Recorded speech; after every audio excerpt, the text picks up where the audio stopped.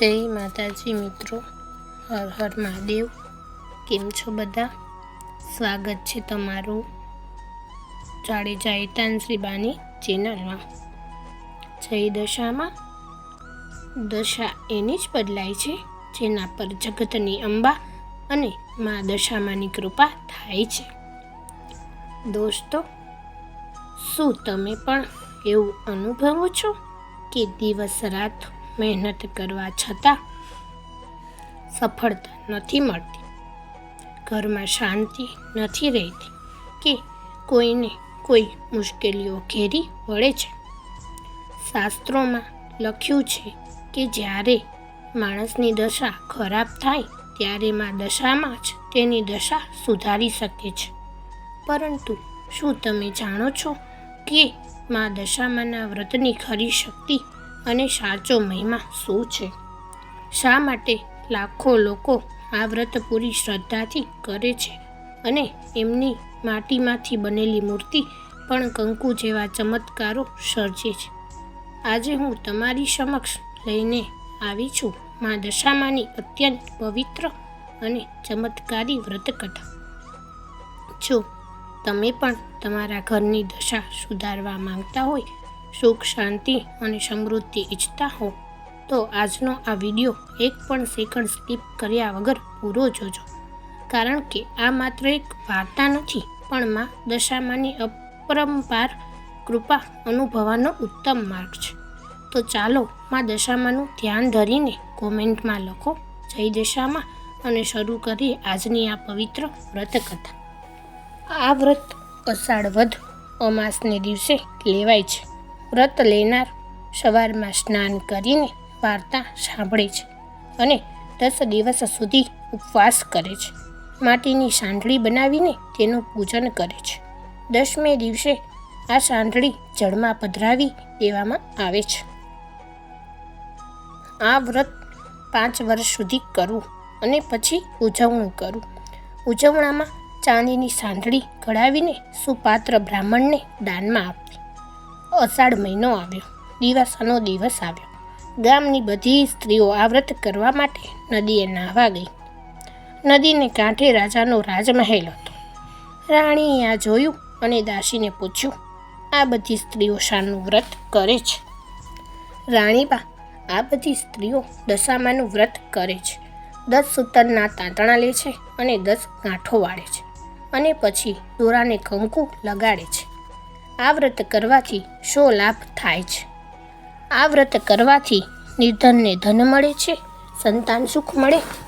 રાણીએ આ વ્રત કરવાનો વિચાર કર્યો અને એમને રાજાને પૂછ્યું, પણ રાજાએ ના પાડી, કારણ કે એમને કોઈ ખોટ ન હતી। રાજાના અભિમાન ભર્યા શબ્દો સાંભળી રાણી રિસાઈને સૂઈ ગયા। એ જ રાતે દશામા ગામમાં ફરવા નીકળ્યા। આખી રાત આખા નગરમાં ફળી વળ્યા। વહેલી સવારે આખા નગરમાં અંધાધૂંધી ફેલાઈ ગઈ। ભંડાર ખાલી થઈ ગયો, કોઠાર પણ ખાલી થઈ ગયો। રાજ્યની પ્રજા પણ ચિત્રે હાલ થઈ ગઈ। રાજા રાણી તો હાથે પગે ચાલી નીકળ્યા। ચાલતા ચાલતા ગામને પાદરે આવ્યા। ગામના પાદરે આવેલા રાજના બગીચામાં બેસ્યા, પણ એક રાતમાં તો આખો બગીચો સુકાઈને ઝાંઝરું જેવો બની ગયો। રાજા રાણી ત્યાંથી પણ ચાલી નીકળ્યા। સાથે 2 કુંવરો પણ હતા। ચાલતા ચાલતા તેઓ રાણીની બહેનપણીને ઘરે આવ્યા ત્યારે બંને રાજકુંવરોને ભૂખ લાગી હતી। રાણીએ બહેનપણી પાસે ખાવાનું માંગ્યું એટલે એને ખીજાઈને કહ્યું, જારે રાન ભિખારણ, તને ખાવાનું માંગતા શરમ નથી આવતી? આવા વેણ સાંભળીને તેઓ આગળ વધ્યા। રસ્તામાં વાવ આવી। બંને કુંવરોને તરસ લાગી એટલે તેઓ વાવમાં પાણી પીવા ગયા। ત્યાં દશામાં એમને વાવમાં ખેંચી ગયા। રાજા રાણી કલ્પના કરતા કરતા આગળ વધવા લાગ્યા। રસ્તામાં રાજાની બહેનનું ગામ આવ્યું। ત્યાં તેઓ ગયા। રાજાએ પોતાની બહેનને સમાચાર મોકલાવ્યા એટલે બહેનને લાગ્યું કે જરૂર ભાઈને દુઃખ પડ્યું છે, નહીતર હાથી, ઘોડા અને રથ વગર તેઓ આવે જ નહીં। આમ વિચારીને બહેને સુખડી બનાવી માટલીમાં સુખડી તથા સાવ સોનાનું સાંકડું મૂકી પોતાના ભાઈને મોકલાવી. ભાઈને માટલું મળ્યું અને માટલું ખોલીને જોયું તો સુખડીના કોલસા થઈ ગયા અને સાંકળનો સાપ થઈ ગયો. આ જોઈને ભાઈને લાગ્યું કે મારી બહેન તો આવું મોકલે જ નહીં, આ તો જરૂર આપણી દશા ફળી છે. રાજાએ એક ચીભડું લીધું. ચીભડું લઈને તેઓ ચાલતા ચાલતા જતા હતા. ત્યાં તે એક નગરમાં સિપાઈઓ આવી ચડ્યા. તેઓ રાજાના ખોવાયેલા કુંવરને શોધતા હતા. આ ચીભડાની સામે નજર પડતા જ ચીભડું રાજકુંવરનું માથું બની ગયું.